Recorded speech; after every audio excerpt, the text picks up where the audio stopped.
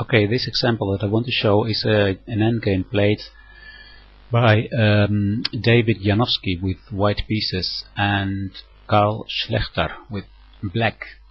It was played a long time ago, in 1898 in Vienna, and the white player Janovsky was a grandmaster who he liked very much to play very aggressive, and that means that not many times he reached the end game, because his games were often decided already in the middle game. And actually he said once that he hated endings, he hated game endings, because he found that a good player should be able to win a position in the middle game already. Well, that's a way of thinking, and well, actually I like very much endgames. And funny enough, this is one of the games where Janovsky did reach an ending, and he played it actually very well. So maybe after this game he didn't hate endings that much. Let's see what's happening.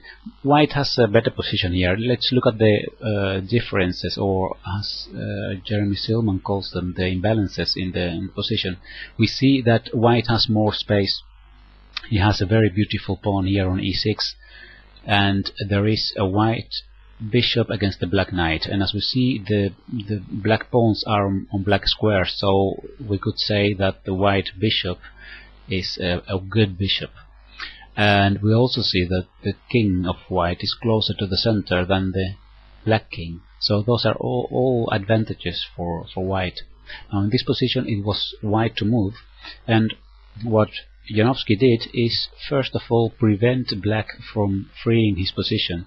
Actually what black would like to do is eventually play the move d6 to d5 to exchange this pawn from d6 for the pawn on c4. So one of the weaknesses of black would be dissolved. So that's why white played king to e4, preventing d5. Very simple. And now we see that black has not much to do. He played king to d8, and after g5, that was a very surprising move. Suddenly black is in trouble, because what we see is that black has to make a choice now: take the pawn on g5 or play defensively, like for example knight to g8. Let's have a look what would happen if the pawn is taken. Let's say he takes with the h pawn, h6 takes g5. Then comes a beautiful surprise: bishop takes f6. And then if g takes f6, then h6, and suddenly the h pawn becomes an enormous danger, and actually white wins the game this way. So let's go back. After g5, what if black takes with the f pawn? F takes g5. In that case, of course, g7 is unprotected, so bishop takes g7, and then h6 is threatened. So if black tries to defend h6 by playing the knight to g8, then white can continue marching with his pawns f6, and the position looks horrible for black. So this means that in the position after g5, it's not possible to take on g5.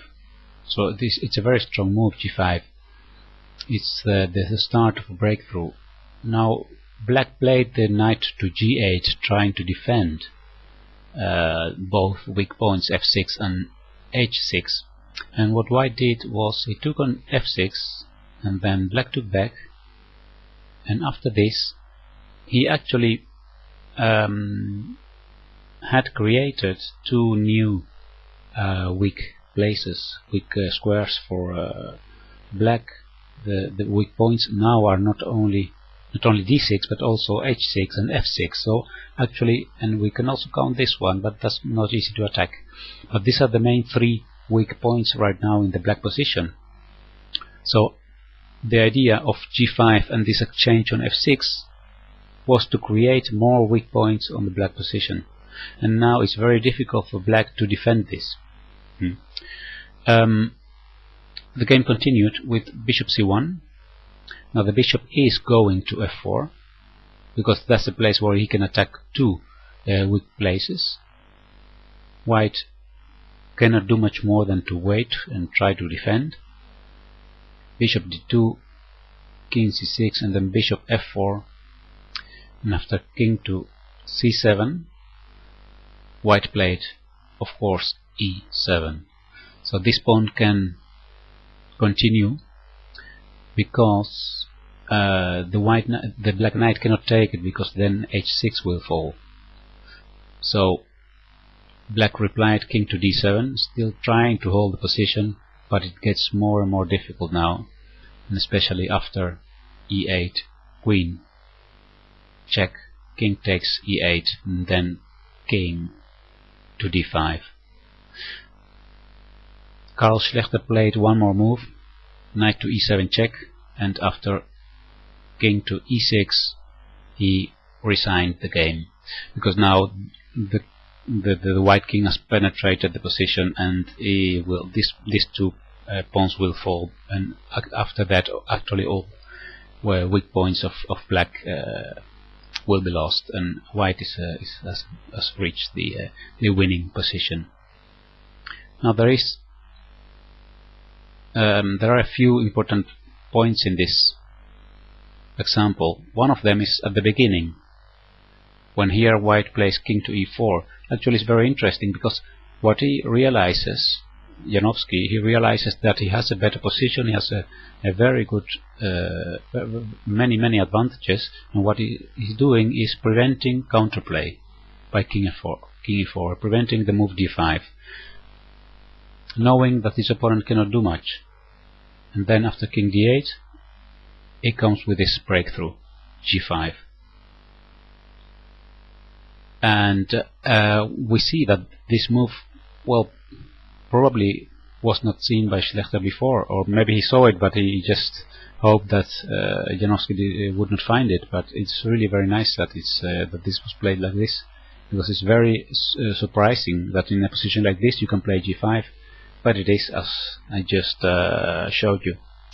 Alright, this was the example that I wanted to show you now, a beautiful example of how to win a one position and how to exploit the weaknesses of the opponent, in this case the squares, the pawns on d6, f6 and h6, by this beautiful move g5 and the following moves.